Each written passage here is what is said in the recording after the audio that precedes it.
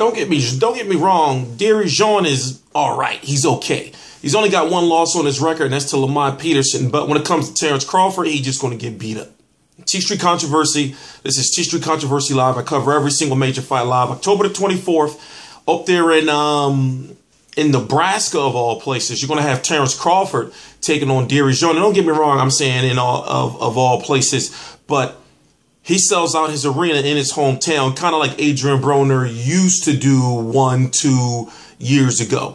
Anyway, 140-pound division, you have Terence Crawford, who's #1. I got Terence Crawford beating Victor Postol. I got Terence Crawford beating Adrian Broner. Of course, I got Terence Crawford beating Lucas Matisse.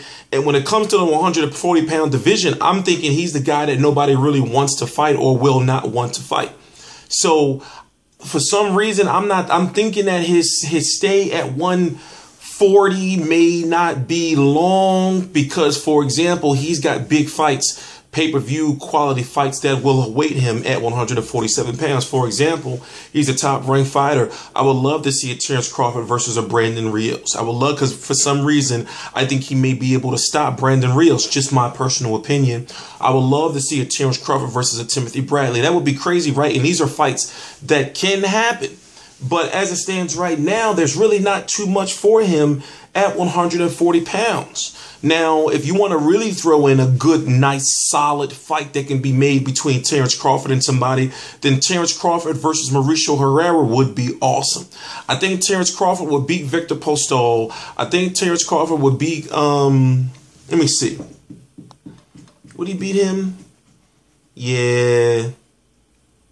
It's really not too much at 140 pounds to go up against Terence Crawford, which is the reason why I'm saying he's the #1 guy in my division. I mean, in my opinion, that people have to beat. Now, there is rumors and little talk out there that he may be, well, he is in the Pacquiao sweepstakes. For example, if he gets a knockout over Darius Jean and it's highly rated, that could very well thrust him into the possibility of kind of like a passing of the torch between him and Manny Pacquiao. I would love to see Terence Crawford versus Manny Pacquiao. Why? Because I would love to see him go southpaw and try to take away Manny Pacquiao's advantage being a left-handed, fast, speedy fighter.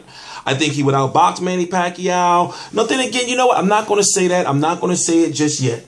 Because even though Manny Pacquiao didn't look good against Mayweather, I'm not writing him off yet because he looked good against Chris Algieri. And people are saying, yes, it's only Chris Algieri. But still, I'm not going to disrespect the Pac-Man. And I'm not going to do it by saying that Terence Crawford is going to beat a Pacquiao. I'm not going to do it. I'm not going to do it. And I'm not going to do it. Anyway, I'm going to be covering Terence Crawford versus Darius Jean. I would like to see Terence Crawford go for the knockout. Darius Jean has never been knocked out. I don't know if it's going to be an exciting fight or not, but we was supposed to have on the same day Klitschko versus Fury, and then Kell Brook versus Diego Chavez. So this fight went from the #3 fight of the day to now the #1 fight of the day, and I'm just frankly excited because his boxing and Terence Crawford is good, so he does deserve my respect of watching him fight and covering his fights. T-Street Controversy Live.